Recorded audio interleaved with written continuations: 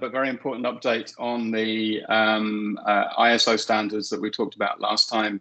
The votes from the various committees around the world are now in, and the decision to proceed with ISO 56001 has been approved by ISO just in the last week. So that's a kind of major milestone.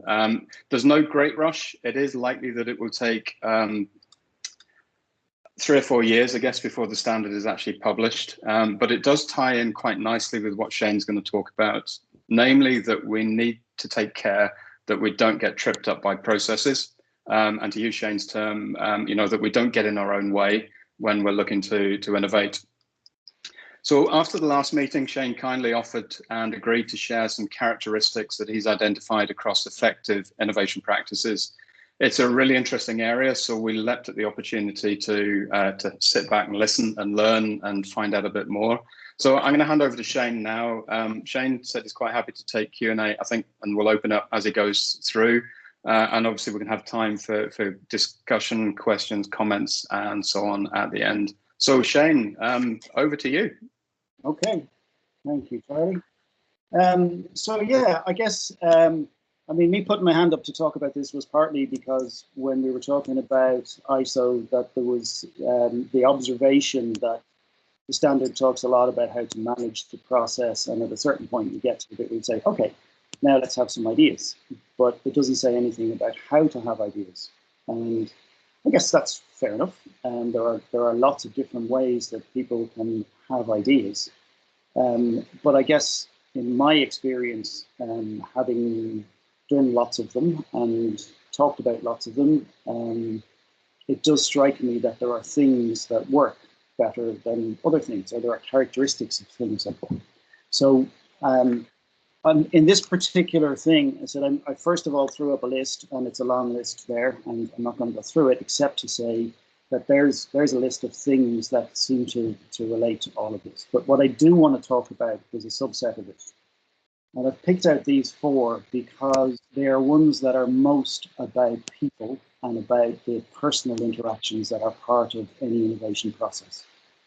And what I mean by that is, typically you think of ideation as being a process where 2 or more people sit down and discuss ideas, brainstorm ideas, stick things in post-its, whatever the process is.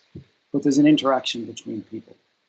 And whether the process works well, in my experience, depends on how effective that interaction between people is.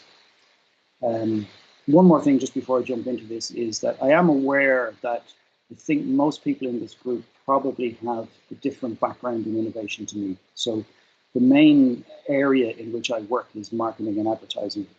And I guess that opens up a type of innovation practice that, encompasses things like filmmaking and ads and, cultural stuff, which is quite different to, say, product and process innovation in the output, but not necessarily in the input.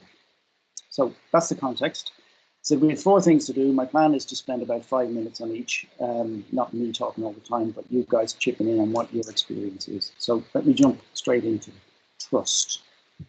So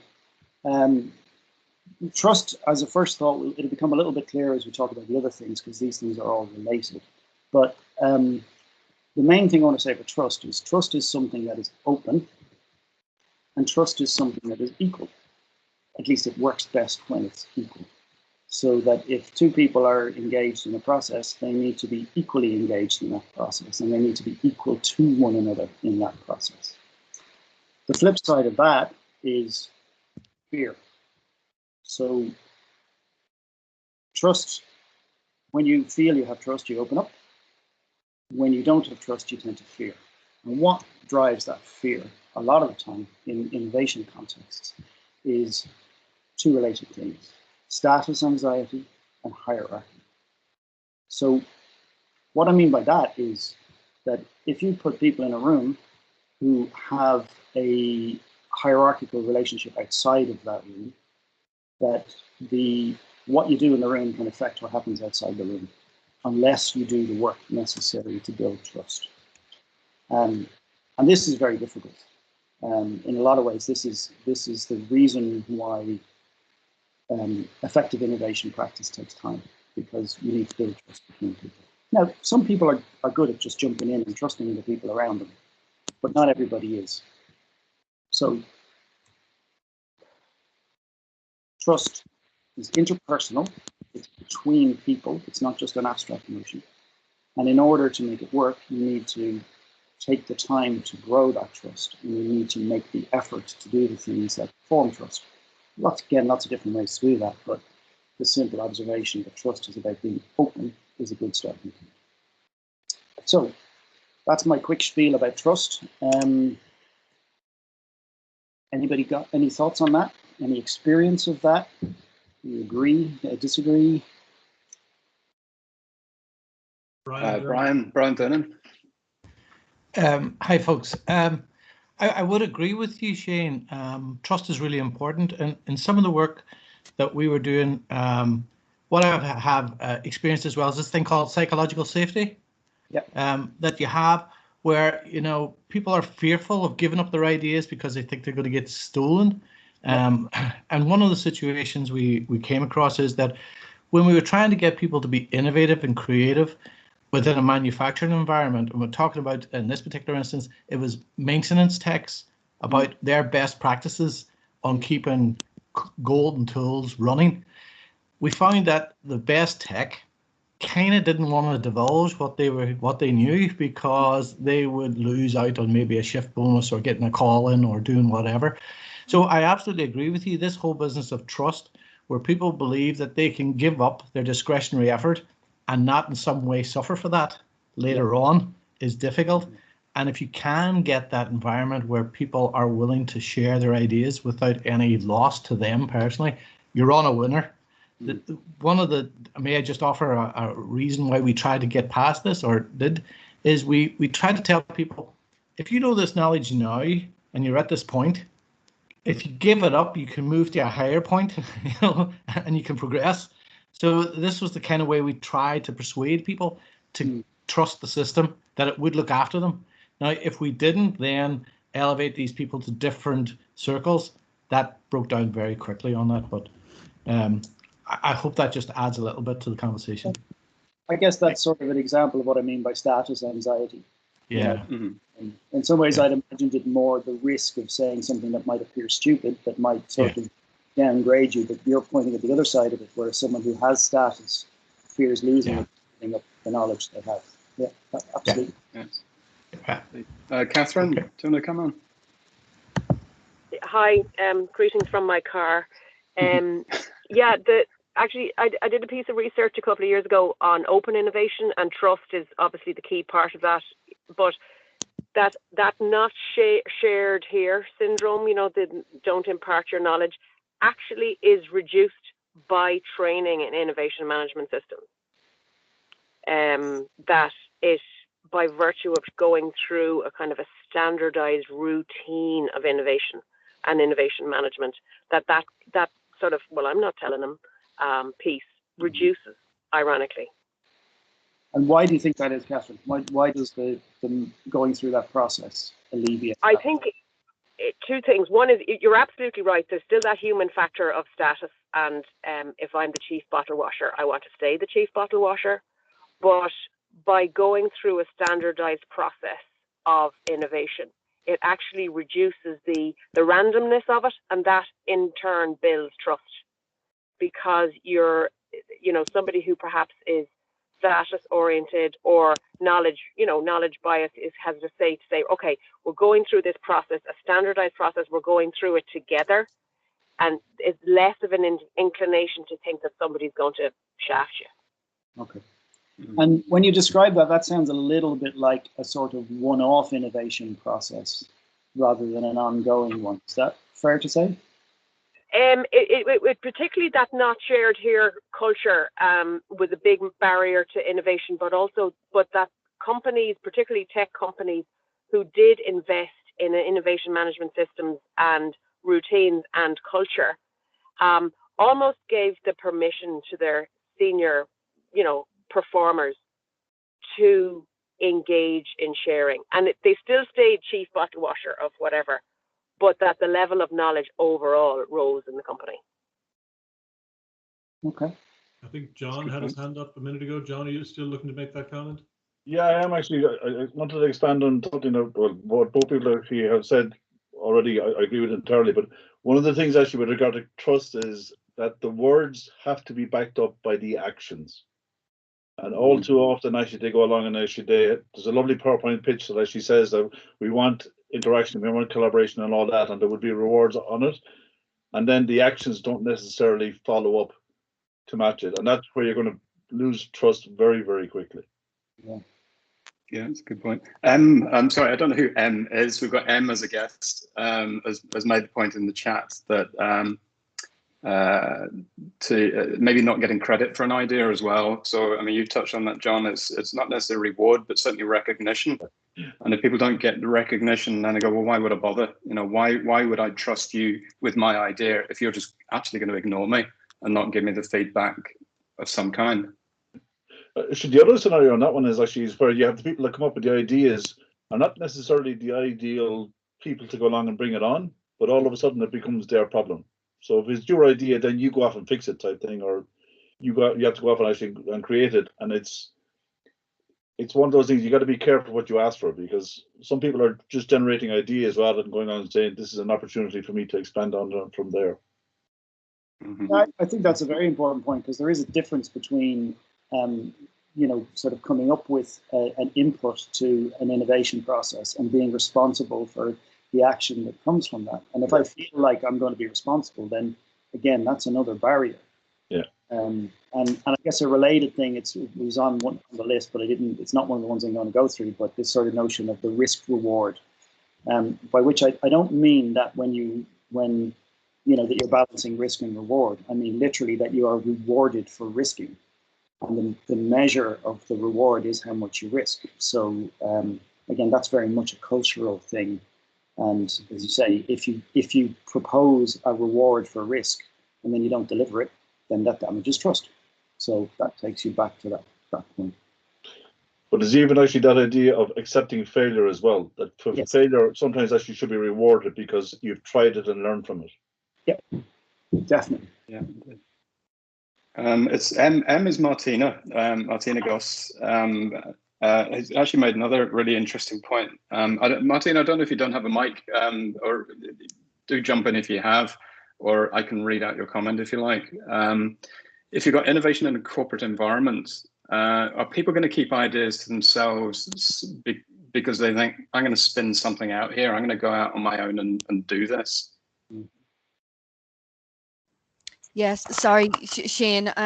Yeah, it's just a thought, just as I'm listening to the group here who are probably mostly corporate. Is that another reason why maybe they're not coming forward with ideas? I guess that can certainly be a thing, and again, that's also embedded in that notion of my status and my place in the hierarchy or my opportunity, and that sort of sense of attachment to ideas. Yes, it can be in that context of I want to take this and run away with it, but the antidote to that is really only a sort of an embedded process that people see value in. If you have an innovation group within a company and they are getting ongoing value out of engaging with that, then there is a reward for sharing that idea, so you're willing to give up perhaps the notion of, okay, well, this is maybe the only idea I'm ever going to have in my life and I need to hold on to it and do it myself. Which is, again, a slightly different thing, but also relevant is the notion of this feeling that, oh, I'm only going to have one idea. Whereas actually, there are millions of ideas. The problem is not having good ideas, it's making use of them and identifying them. Brian made a comment there. Sorry, I'm conscious that we kind of need to move on to your next slide as well. So maybe one more comment from Brian. Sorry, Owen, and then move on. Yeah, folks. Sorry, I do appreciate it because it's a great subject matter and you can get caught up so much in talking to this, Charlie. But to answer just Martina's question, sometimes I worked for a large organization as well for a long time, and sometimes if people come up with an idea, it gets loaded on top of them, right? That's your idea, where you go, and they already have a big work commitment as it is, and they just sometimes just don't want to do that because it dilutes their efforts for other things. So they don't really put it forward. They don't really want to say it. You know, they may say it in a canteen or something like that, but they really don't want to chase it down because it's going to take a lot of work for them. And another little quick thing is, I think, personally speaking, if any organization has an innovation group that's responsible for coming out with new ideas, you're in trouble. Innovation is everybody's, and that's a problem with that. And ideas are wonderful, but innovations where you add value, and that means taking it through to fruition, and that is a tough process. A lot of people can come out with an idea in the canteen and then, right, I'm away back to work now to do that. But listen, folks, I won't delay. I know you have a lot to get through. I just wanted to add that one. Thank you. And maybe come back to Owen at the end, if that's okay. Owen, if we have time to kind of touch back on this. Yeah, I'm happy to run along quickly. I would just say Catherine's point earlier about, you know, if you've got an issue, if you want to do this in an organization, small or large, you need to do something that gets a nice, comfortable landing zone for these ideas across the team, across the company. So you want to align the incentives, you want trust across the board. So if you show one person that one idea is respected and valued, that's what opens it up for others. So it's back to that standardize and simplify. Yeah. Okay, so I mean, all of these 4 concepts we're going to talk about are related. So I guess the points that people are making will be relevant to the next things as well. So anyway, moving on to, you know, what everyone has said, there's a lot about you and I, you know, my responsibility, your idea, whose idea is it, who's going to activate it, all of that sense of responsibility. But I want to draw attention to a slightly different aspect of this. And this kind of comes under the category of, I guess it's a well-known thing that when you want to come up with ideas, you should separate the process of generating ideas from evaluating those ideas. That way you can focus the energy on coming up with as many ideas as possible. You're not judging as you go, and then afterwards you can evaluate the best ones. But there's a hidden aspect to this, and it's like this. So this is a fairly familiar, simple task that's given as an example of divergent thinking. Yeah. So you give someone a task and you say, write down 100 uses for a milk carton. And you might even use this as a warm-up exercise for an innovation task. Yeah. And you'll get a list like this. And, you know, some people will come up with 5 or 10, some people will come up with 20, some people will come up with 50. But there is a hidden assumption in this. When I say write down 100 uses for a milk carton, what most people hear is, hey, you give me 100 uses that you would put a milk carton to. Now, you might say that's the same, but it isn't. And the reason it isn't is that this is what happens. Is that when you create that list, vase, mouse house, and in your head you have a thought such as emergency toilet, your little sensor comes along and says, I don't think I should say that. So you don't put it on the list. And you go on and you find the next acceptable option. Pencil holder, toy rocket, grandma's ashes holder. That's kind of scary too. So that one gets crossed out before you even get there. Yeah. So the point here is this sense of this is about me. And if at the end of this process, I'm going to have to present my list and I will be judged by my list. Now, you can see how this relates back to trust. If there's trust and openness, then there is less of this. But this hidden censor is, in my view, the biggest barrier to ideas being put across at all. So, in my view, this is a solution. Ego trips you up.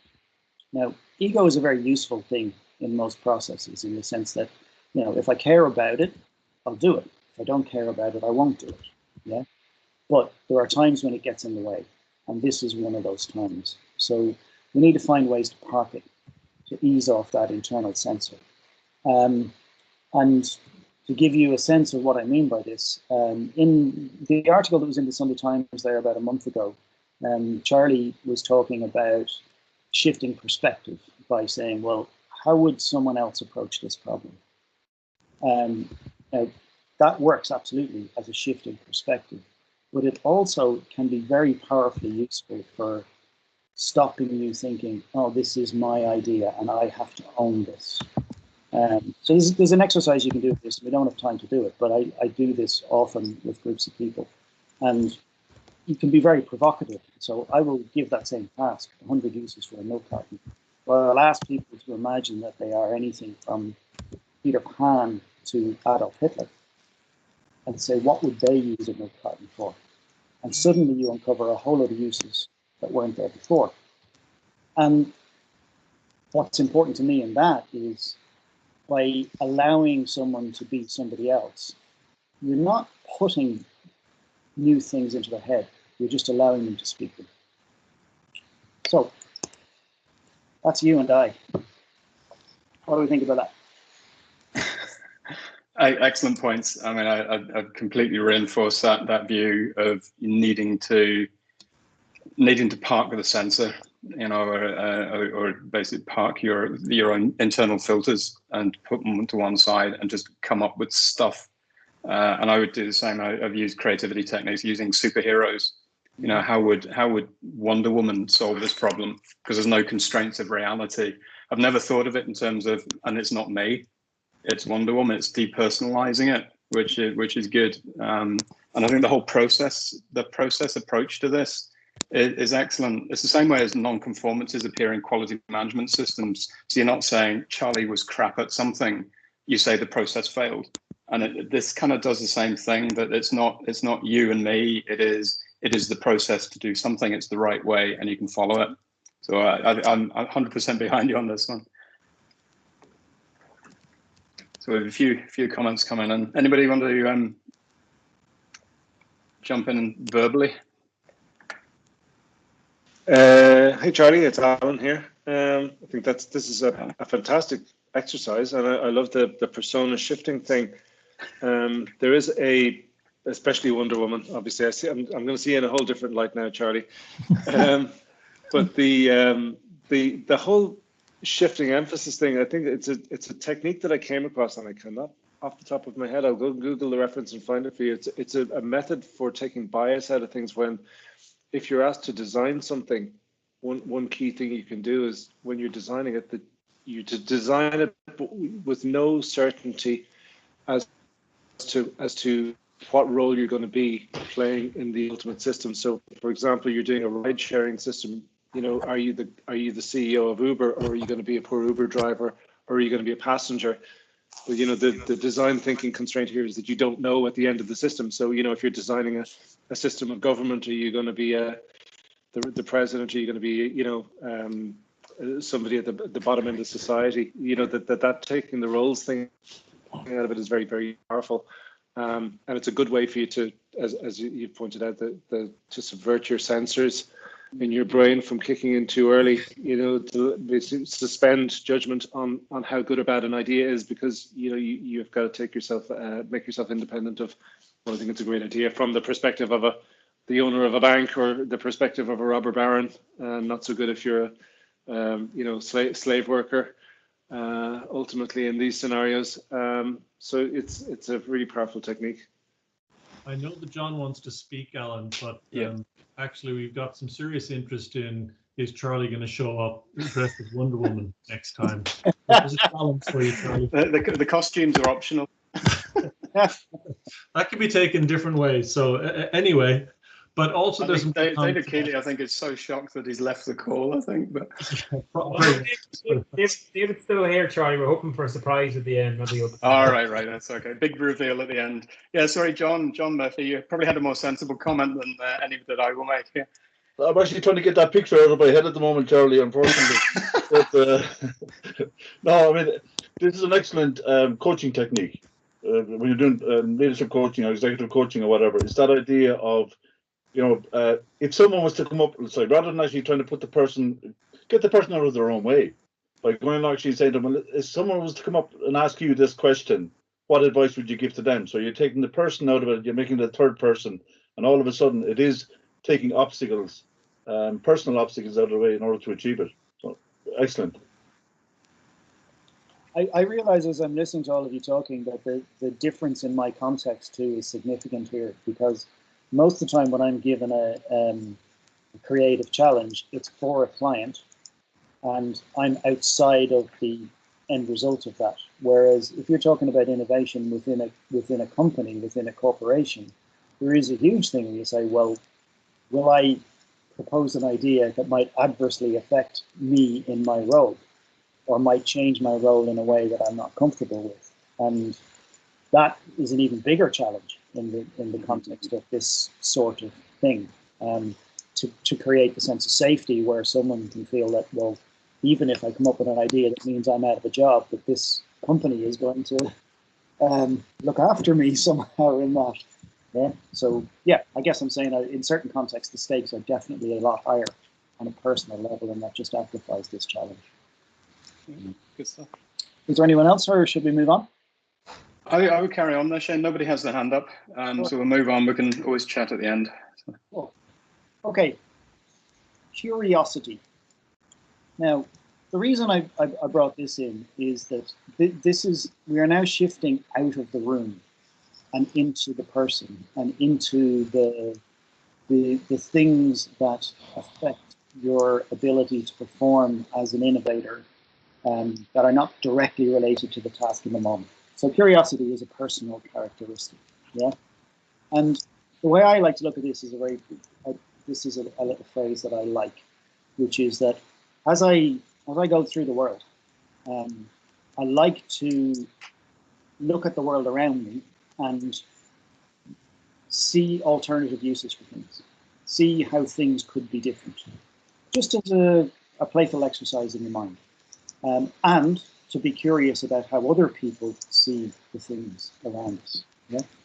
So, and what I like about the notion of loosening the edges of things is that it's not saying throw it out and begin again.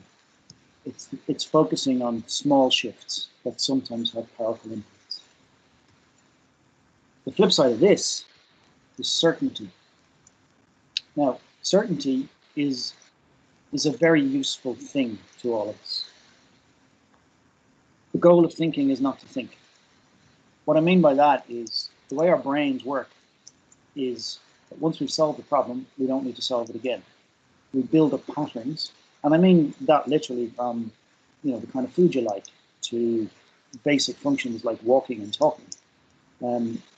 We are so wired to learn something and then hold on to it that instinct works against the curiosity instinct to say, hang on a second, what if I did this differently?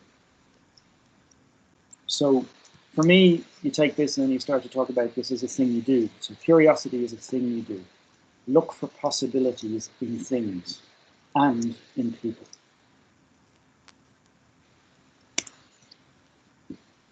So, good point.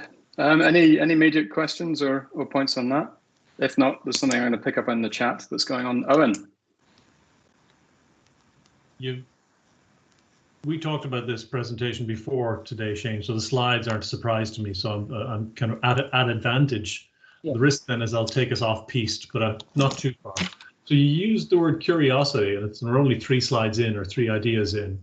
Yeah. You didn't use the word creativity. You've ranked, for this presentation, you've ranked curiosity ahead of creativity.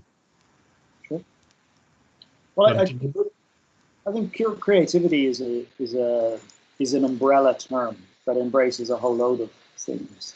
I guess what I've tried to do here is to focus in on the characteristics of innovative practices or creative practices that are more approachable. They're easier to understand. If I say to you, be creative, you go, well, what do you mean? You mean, should I take out my paintbrushes? If I say, be curious, that's a very actionable thing. I can say to you at the end of the day, were you curious today? What were you curious about? What did you find in your curiosity?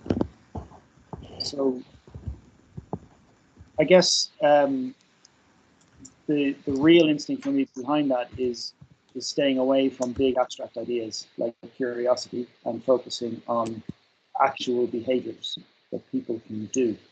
Now, the challenge in all of this is that this is getting outside the room. We talk about innovation practice and innovation management. It's easy to see that being something that happens within the confines of the time or space that you've allocated to do your job. Whereas curiosity is a personal characteristic that needs to be developed and nurtured in that space, but also outside.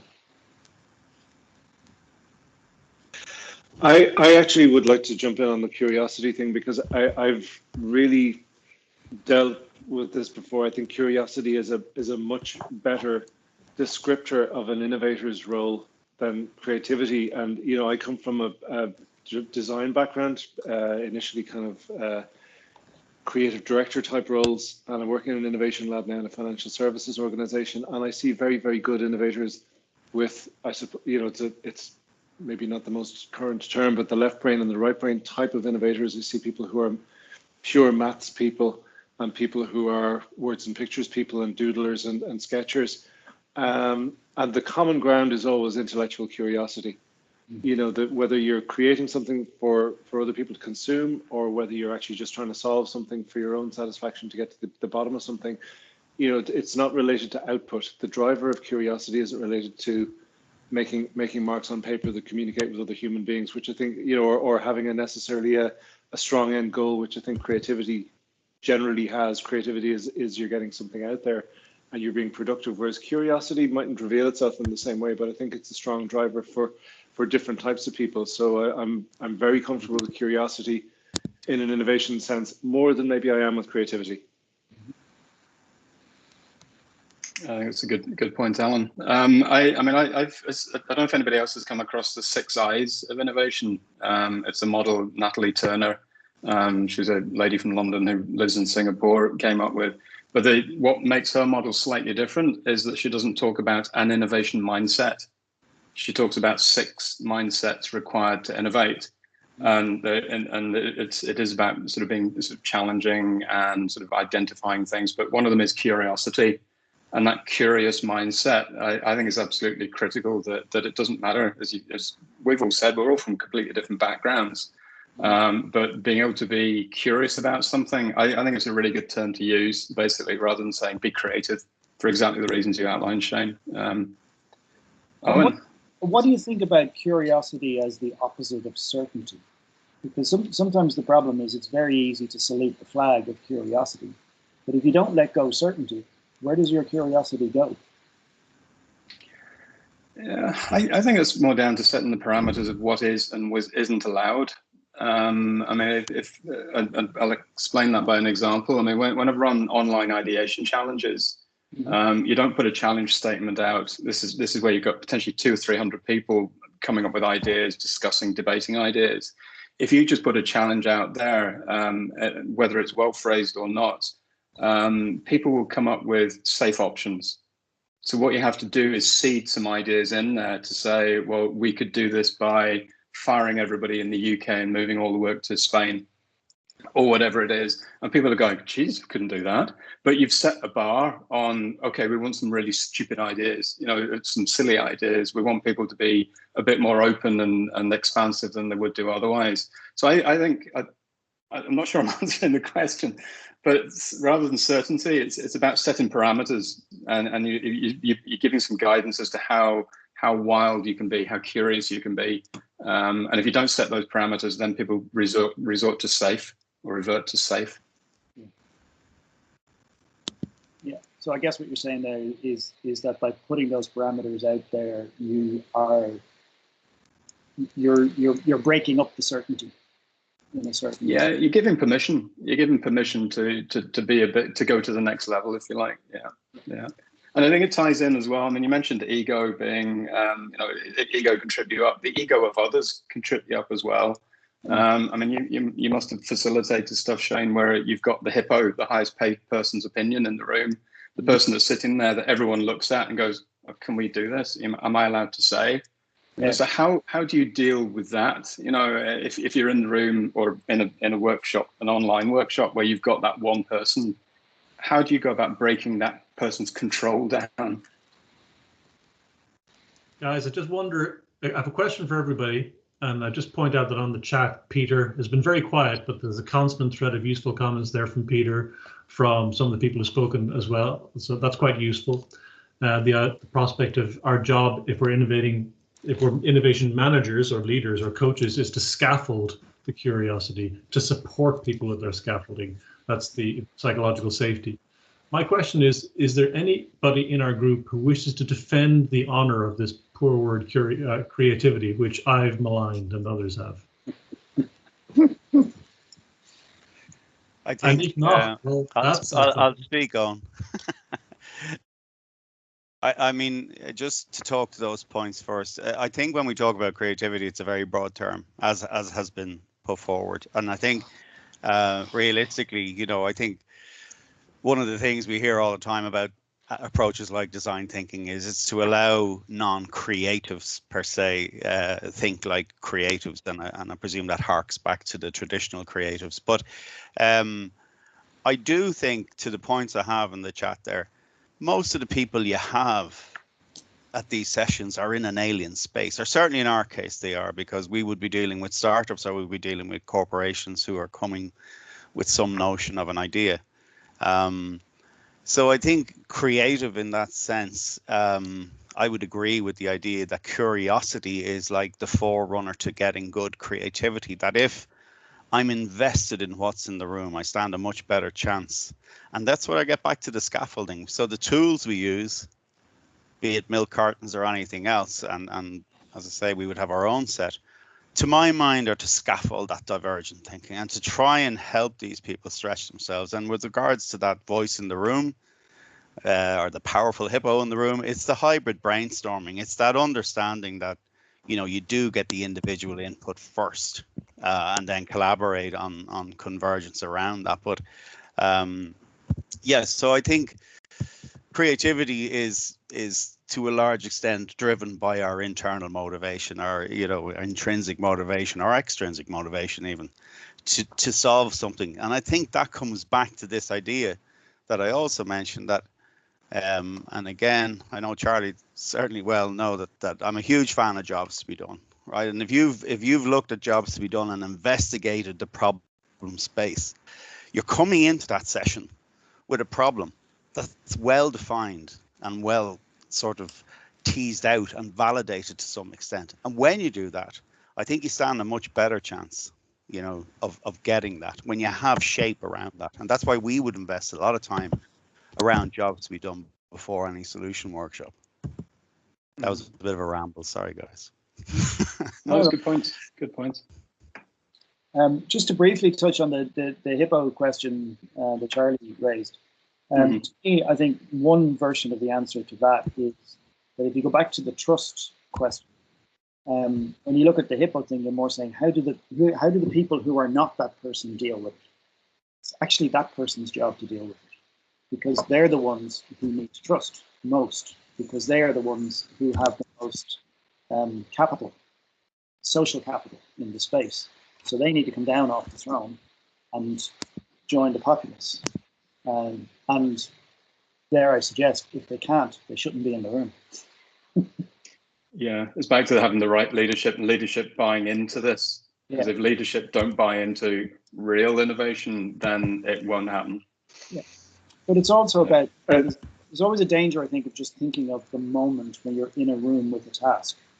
To me, any innovation process is a long-term process and an even longer-term practice in terms of it being a part of who you are and a part of who the group of people are. So, you know, sometimes you arrive into a room and you say, this isn't working, there's no trust here. There's nothing you can do in that moment. You need to get out of that situation and create the trust before you go back into it. Yeah. I'm conscious that you had one more area. You had 4, you've done 3, and it's 1:45. I don't know if you want to move on to the last one. Yes. So, sort of preempting myself there. Practice. So what I mean by practice is something that has the simplicity of it takes a moment to learn, but has the depth of it has a lifetime to master. So I'm not talking about deep skills that require lots of knowledge. I'm talking about simple things. The flip side of that task, and the idea that we just treat innovation as the task and we just do it, because the danger then is that we just do it badly. So I would suggest that the solution is that the practice of innovation is about anything that encourages people to move from closed to open, that focuses on you first and it as in the thing you're trying to do second, that develops trust, encourages curiosity, and lets ego go when need be, and brings it into the room when it helps. So that's very briefly the fourth point, which I guess draws the other ones back together. I realize that the challenge in all of this is that I have completely moved out of the room now, and I'm now focusing on the innovator rather than the process. And the challenge is, how do you do that? How do you embed into people? Do you even have the right to as an organization? Does the process not support everything that you have just outlined, that if there is a process for these things, then there is a mechanism you can follow, there's a technique you can follow, there is an instruction book to some extent that you can say, this is the way we can do something, which is giving permission, giving rules for reward recognition, for all of these things. Mm-hmm. Yeah, I think that's true, but I guess I am slightly pushing at a thing that's more about that. If innovation is the process of loosening things up in order to find new and different solutions, if I am rigid, can I be unrigid in my view of the world? And I don't think you can. I think there's an internal-external mirror thing going on there, that people who are best at innovating are people who have a gentler sense of themselves. And that encourages them to trust more, to take more risks. It encourages them to, and that ability grows over time. That's why I say practice. You know? Is that not an individual who feels psychologically safe?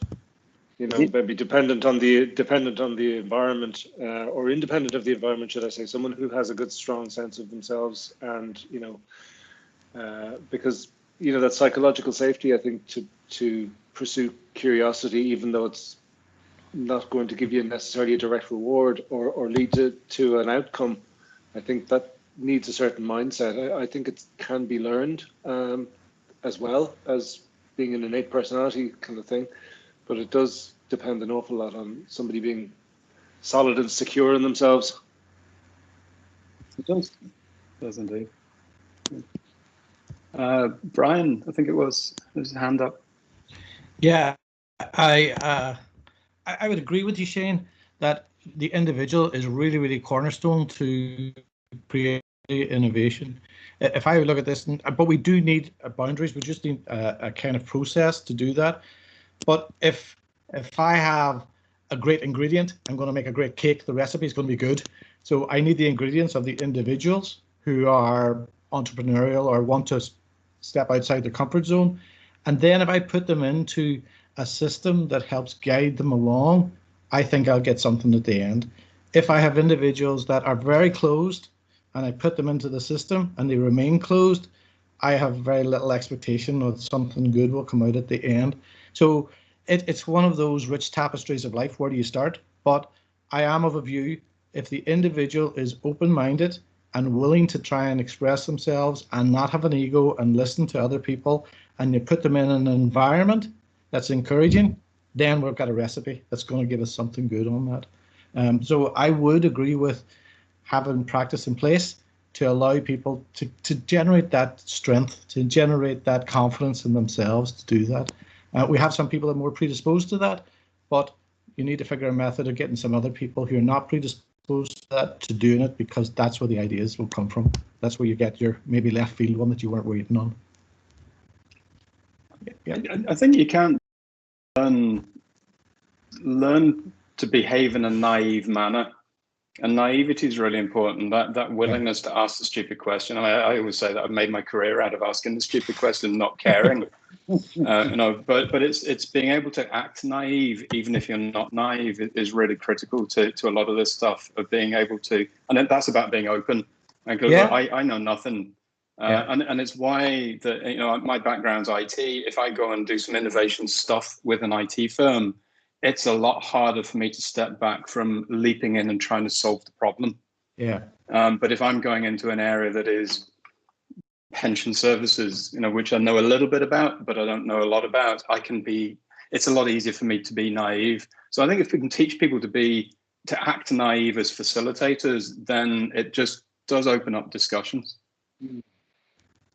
Yeah, I think naivety and any other concept like that we generally associate with sort of immaturity or childhood or whatever, those are often very powerful things in this space. Because if you look at how a child approaches something they've never seen before, they're just instinctively curious. They just want to know what they could be able to do with it. They grow into that space where we think we're supposed to know the answer. So yeah, I think naivety could very easily have been one of the key characteristics of an innovation practice as well. But is it naivety or vulnerability? The fact that you recognize that you're not the subject matter expert in the room, and that you are willing to go along and listen to others. And I mean, sometimes actually, Charlie, that stupid question actually is the thing that's on everyone's mind in the room, but the rest of them are afraid to ask. Yeah. I think I've found in a variety of contexts that there are kind of sets of people, and with the greatest respect to all of involved, very high performing individuals, but there are certain kind of professions or areas, and ones that I've had direct experience of, senior finance professionals and barristers, to give two groups that I know, where not knowing stuff is kind of frowned upon, and being the person who doesn't know, there's a training kicks in to fill a void or an uncertainty with no, here's the right answer, and the training kind of kicks in and gives them a degree of maybe false confidence, or at least the idea that doing the right thing here is just faking that the right answer.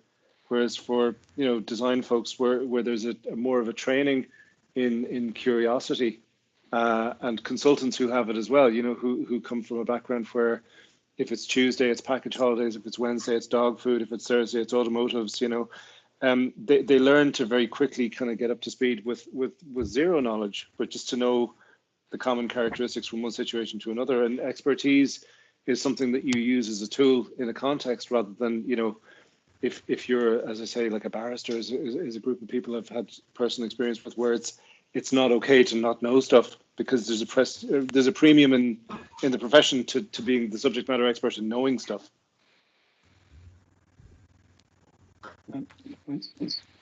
Okay, I'm conscious we're at 5-2. I don't know where the hour's gone. Shane, was there anything you wanted to say to sort of wrap up, or? No, I think I probably did have a last slide, but no, that was it. That was my last slide. Okay. So yeah, I just wanted to say thanks for all those inputs and all those thoughts, because we are obviously all coming at this from different experiences, different contexts. But it is reassuring to me, at least, to say that, okay, so the things that from my context seem to be important characteristics of an innovation or creative process do seem to have some resonance across other contexts. And so I guess that suggests that we can attempt to give some guidance in that area and put some structure on it, that if someone is coming to this not really knowing how to do it, they go, all right, okay, so these are the things I need to think about, not just these are the tasks that I need to. Yeah. Well said, Shane. You're getting a lot of thanks on the chat. Yeah. Good job by you. Well done. Yeah, indeed. Yeah, so thank you so much for doing that, Shane. Really appreciate it. It was extremely interesting, and it was so nice to be listening to it. And like a lot of this, you go, oh yeah, I kind of knew that, but everything is easy in hindsight. Yeah. Until it's pointed out to you, it's not that obvious at all. So it's been really good. The only regret is that that we're doing these in 1 hour slots, and we could have talked all afternoon about this. And I can't wait, hopefully, till next year when we can actually have a physical meetup in. Sorry, I'm going to get slated for this again, but in the bar or the pub or whatever, and just continue conversations. I think I personally am going to get so much from meeting with you guys and just chatting stuff through. So thank you ever so much. I actually identified a couple of other potential topics for the new year. Peter was made some comment about pressures.